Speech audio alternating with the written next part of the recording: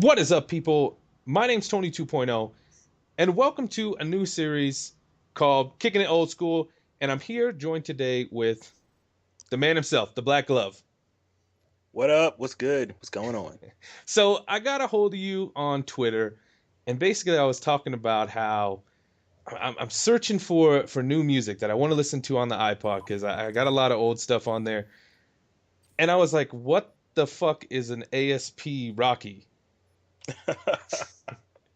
Yeah, man, I remember that. It was pretty fucking funny. Seriously, I just don't.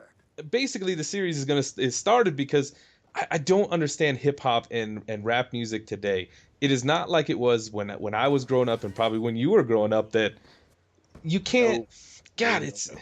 it's so bad.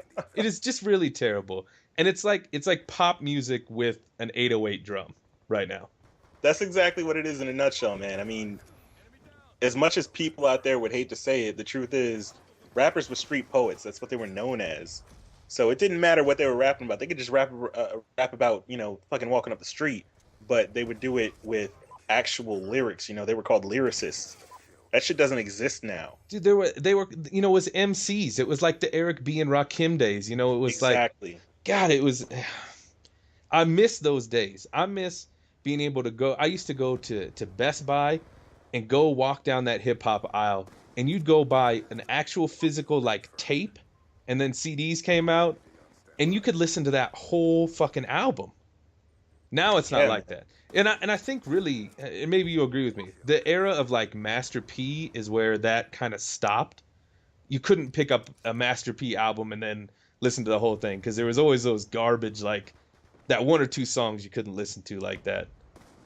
Yeah, I mean, for me, the way I see it, especially because my family, and this is something that I never actually told you, my family, we've dealt with, musicians and artists, and my mother was a talent scout for a little while. When she quit nursing and all that, she wanted to do music, but from like the management level. So we actually dealt with a bunch of rappers. We had, we even had some living with us for a while. But Nice. what it is it's about how it became commercial. And just like with any type of entertainment out there, people want to sell an image, they want to sell a sound, but it has to be marketable. So it went from raw, real music to something just, I guess, artificial. It's like when did the like 12 and 13-year-olds decide what was going to be on the radio? You know what I I mean, mean? that's what it is, man. Ser- it's what, because the kids are screaming from the back of the car, like, oh, turn it up. I want to hear that song for the 40th time today.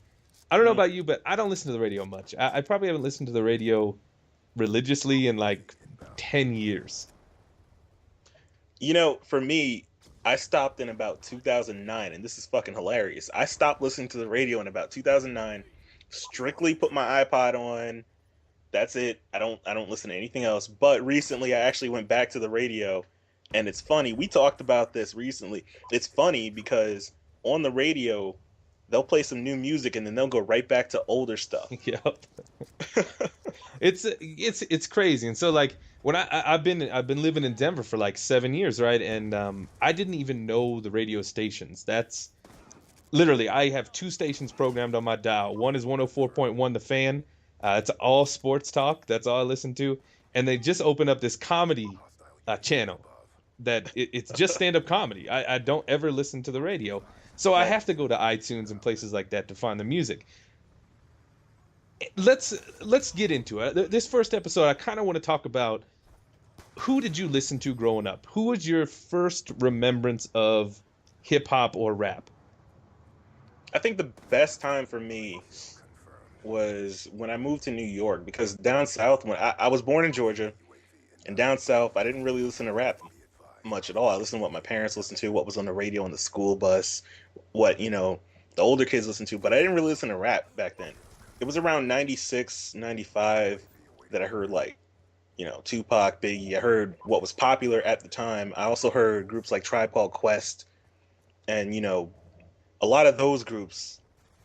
And that was when I really started to love hip hop and rap. Yeah, that man, I love Tribe. Speaking of that, I was just watching a movie that Q-Tip was in. I can't remember what the fuck it was. Whatever. For me, it was like Gosh, I'm trying to think of the first. It probably had to be Tupac or Crucial Conflict was like the first rap I heard from my older sister. She like introduced me to it. But then she also introduced me to country, so I don't fucking know. It's kind of fucked up. Always love Oh oh, well, always love the West Coast sound though more than the East Coast sound. Where do you stand on that? I liked it all. I'm not gonna lie. People used to talk about that all the time, East Coast versus West Coast. I didn't give a shit. I just love good music. That's what it was when I was a kid because everybody had something different, but it was good. So, You know, can you give me your top 5 rappers? top Your five favorite rap. artists? Okay, obviously Tupac and Biggie are in there. That's two right there out of the top Yeah, five. interchangeable at I'm 1 and 2, I think. yeah, it's either one. Then I gotta go with Tribe. I gotta go with Common, old Common, Oh, I love old back Common. when he was Common Sense. Before he started doing shit with John Legend and making pop music. Yeah, before the movies, before the Kanye West beats. Speaking of Kanye West, he's one of the. I'm gonna call him newer because I got into him when I was older, but his older stuff was actually really good in my opinion. Man, before the fucking voice box shit. Yeah, but well, Before that's auto probably tune. something we can go into in a different Yeah, episode. we'll get up. We'll But move away from that. he has a fucking story behind him. But um, so yeah, I gotta throw Kanye in there. I In your said top Tupac, Biggie, 5? Kanye, Common, Tribe Called Quest, and Wu Tang. They're not individuals, but these are groups of people that were amazing for me when I was younger. So I'm gonna But go. I do have to put Kanye in my top five because Really? I do. I really do because at the time that I first started listening to him, there was no one around that I really liked. And his music, when he was real, it was it was just lyrically beautiful. Jeez. Beautiful in the sense that he rapped about stuff that people weren't rapping about, Well, he was a storyteller when he first started, Exactly. and he was an actual lyricist. Now he just makes Exactly. shit for people to play in the clubs. He was making beats for guys like Jay-Z and stuff before anyone even knew who he was. Yeah, man, the story of Kanye, if you guys don't know about it, you should check it out because he tried to be a rapper forever and no one would put him on. Exactly. Yep. So for me, Tupac is easily my number one. I still listen to all of his albums religiously all the time. It is still better than anything on the radio. I think that's undisputable. Yep. Biggie, I'll put up there just because even though I always liked Tupac better, and I took the side. I took Tupac's side. I was West Coast all the way. That was when rap was so good. He lived in fucking New York though. Like you gotta take Tupac with a grain of salt. He lived in Cali, but he lived in New York before that. Well, the dude was, and also the guy was a thespian. That guy was, I mean, He but wrote a book of poetry. People don't even acknowledge this, but he wrote a book of poetry. the And Rose matter that of grew from fact, concrete, man. That was shit. That was last week I was listening to a radio commercial. I told you I got back into the radio. I was listening to a commercial on the radio, and it was a car commercial, like an Audi commercial or something like that. And they were reciting "The Rose That Grew from Concrete." That's Really? how crazy it is. This man did things that other rappers weren't doing. Yeah. So Tupac, Biggie, obviously those are 1 and 2. I think you missed a couple, man. I got to go Talib Kweli. Oh yeah, he's Oh good. my He's god. good. I mean, I don't think Black Star makes the top 5, but they're in the conversation. That's for sure. So then you're throwing in Most Def too. Then Oh yeah, man. you're throwing in Most Def. I Yeah. love Mos Def. I even love Mos Def acting. That's how much I love Mos Def. I'll give you that one. Nas's first like 6 albums were unbelievable. Nas is up there. Nas is up there. I God, think the reason why I don't put some of these guys in the top 5 is because there's a long period of them just not being around. yeah. So let's talk about like favorite groups. Who is your favorite groups back in the day as far as rappers? Obviously Wu-Tang's up there. Yeah, I mentioned Wu Tang. Black Star that's still probably one of the best albums ever made. Always, yeah, yeah. Most Def, Talib, just all that they had kind of a. I don't want to call it a clique, but just the way that the people they worked with were all good. Oh yeah. It's like And they all still to this day fly under the radar, which everybody knows them, but their albums aren't this fucking idiot 2 Chainz sold more records than probably Black Star has ever sold, you know? It's the truth, dude. It's the Yeah. truth. It's pretty sad. You know, like for me, I loved Crucial Conflict. The album with Hay on it was fantastic. And then I even love I think Wildside, or From Bad to Worse or something like that was their second album, was dope. Yeah. God, there's But so you know what though? Here's the thing. We live in an era where social media is a part of our daily lives. They didn't have websites and shit like that to help market themselves on. You know what I'm saying? Back in the 90s, they didn't have that shit. That's true. Yeah, it was So you heard what you heard from the radio. dude, and that was it. And where I grew up, so I grew up in Lincoln, Nebraska, right? Mhm. You used to have to wait till 10 o'clock at night, and then they'd play a little bit of hip hop. California Love, Regulators, and No Diggity. Those were like the three songs that you Oh waited my for. God, Regulators. Right? That was a good song. Every time I think about that song, I think about the movie Above the Rim, Yeah. which starred Tupac. For people listening right now, that was Above the Rim.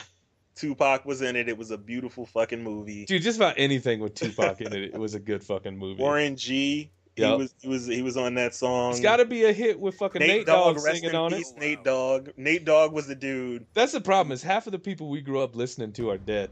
Exactly. You know what I mean?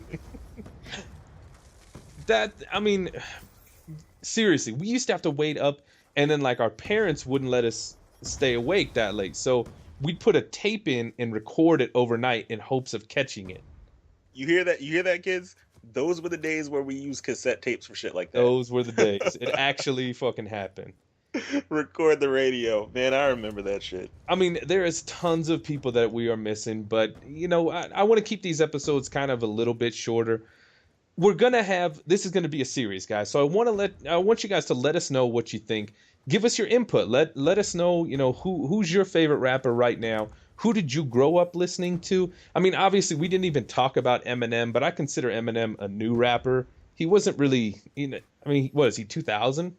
We could do probably an entire show on him. And then the rebirth of Dr. Dre that came with it. That whole circle, you know, Dre, Eminem, and the people that came out of that, you know, the Shady Group and Oh my God, I already 50 have. Cent, talk about all of them. They all work together in that growth of the whole new movement and shit. God, and there was, oh, see, that's when rap was good, because people were Hell, mad all at each other and G-Unit, shooting people.